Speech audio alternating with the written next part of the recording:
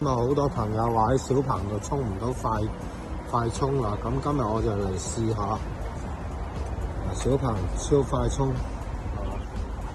好，咁我連咗我哋後續會推出個 app 啦。咁啊，睇翻個 setting 先。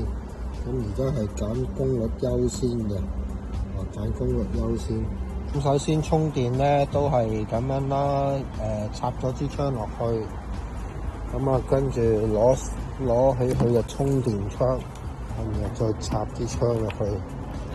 好，插咗支槍落去咯，充緊電啦。咁啊179 kW， 充緊，我哋充緊電啊，係嘛？D9T， 咁樣。充緊嘅，完全正常嘅。D9T 充緊電180 kW， 極黑啊，7X 充緊嘅。